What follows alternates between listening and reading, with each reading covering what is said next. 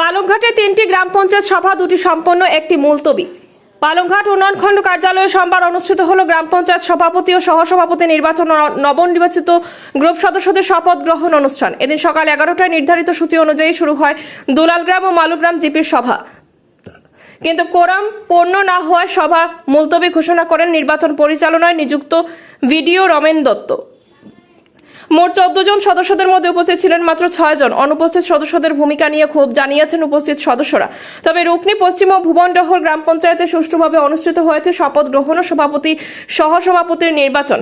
রুকনি পশ্চিমে সভাপতি নির্বাচিত হন অনুপ নাথ ও সহসভানেত্রী সুজাতা দাস। ভুবনডহরে পুনরায় সভাপতির দায়িত্ব পান উমারানী দাস, সহসভাপতি হন শঙ্কু রায়। নবনির্বাচিতদের উত্তরীয় মালা পরিয়ে অভিনন্দন জানান বিজেপির পালংঘাট মণ্ডল সভাপতি অপূর্ব দাস ও অন্যান্য নেতৃবৃন্দ। রুকনি পশ্চিম ও ভুবনডহরে শান্তিপূর্ণভাবে নির্বাচন সম্পন্ন হওয়ায় অভিনন্দন জানিয়েছেন ভিডিও রমেন দত্ত ও খণ্ডের অন্যান্য কর্মকর্তারা। গ্রাম পঞ্চায়েত শক্তিশালী হলে গঠিত হয় উন্নয়নের ভিত্তি। নিউজ ডেস্ক রিপোর্ট, শিলচর সংবাদ। তিনটা জিপিৰ পালংঘাট ডেভেলপমেণ্ট ব্লকৰ আণ্ডাৰত তিনটা জিপিৰ শপত গ্ৰহণ কাৰ্যসূচী আছিলে। লগতে সভাপতি আৰু উপ সভাপতি নিৰ্বাচন প্ৰক্ৰিয়া আছিলে। তাৰে দুলালগ্ৰাম মালুগ্ৰাম জিপিত 6 জন সদস্য আহিছিলে।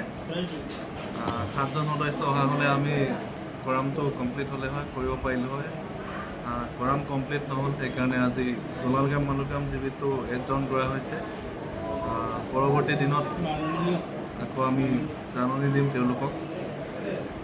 আৰু ৰুকনি ৱেষ্ট জিপিত আপোনাৰ প্ৰেচিডেণ্ট হিচাপে চিলেকশ্যন হৈছে অনুপ নাথ আৰু ভাইচ প্ৰেচিডেণ্ট চিলেকশ্যন হৈছে সুজাতা দাস। তাৰপিছত ভুবনডহৰ জিপিত উমাৰাণী দাস প্ৰেচিডেণ্ট নিৰ্বাচিত হৈছে আৰু শংকু ৰয় ভাইচ প্ৰেচিডেণ্ট নিৰ্বাচিত হৈছে। আজি তিনিটা জিপি আছিলে, তিনিটা জিপি ইতিমধ্যে সম্পূৰ্ণ হৈ গৈছে আৰু কাইলৈ তিনিটা জিপি আছে, পৰহিলৈ আৰু তিনিটা জিপি কমপ্লিট হ'ব। আজি ফাৰ্ষ্ট ডে দিন আছে। এই ব্লকত কিমানটা জিপি আছে? ভিউয়ার্স আছেন সবাই আমার তরফ থেকে নমস্কার।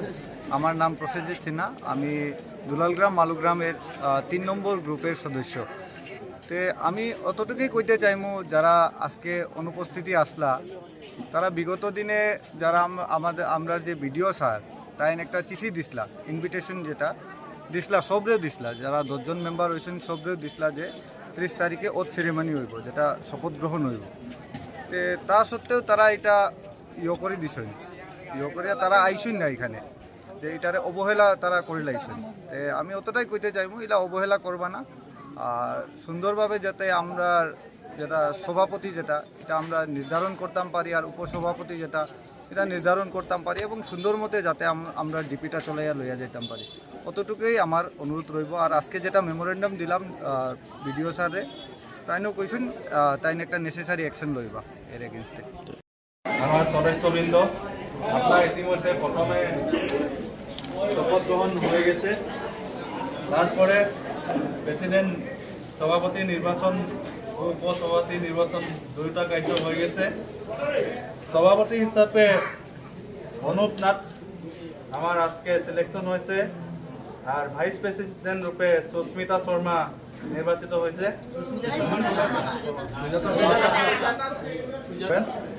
প্রেসিডেন্ট রূপে সিলেকশন হয়েছে অনুপ নাথ আর vice president Sujata Das selection হয়েছে। আপনার সবরে আমি আন্তরিক অভিনন্দন ও শ্রদ্ধা জানাইছে, আর আগন্তুক দিনে ভালো করে কাম করার জন্য আহ্বান জানাইছে। আর আজকে সভাটা ইতিমধ্যে সব কার্যসূচী সমাপ্ত হয়েছে, ঠিক আছে। আর অন্য একজনের সমর্থন করবা, আর যদি কিছুই আপত্তি নাই তখন সবাই সমর্থন করে দেওয়া হয়ে যাবে, ঠিক আছে। যদি আপনার আপত্তি আছে যে আমরা আর অন্য একজনের প্রেসিডেন্ট বনাবো, তখন অন্য একজনের কইতে পারবা কি আমি আর একজনের প্রপোজ করব, তখন 2 জন হইলে আমি ভোট ডিসিশন করব, ঠিক আছে।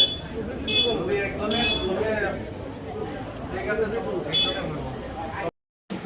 মেম্বারগুলো আপনাদের সবাই আমি এখানে স্বাগত জানাইছি। আজকে আমরা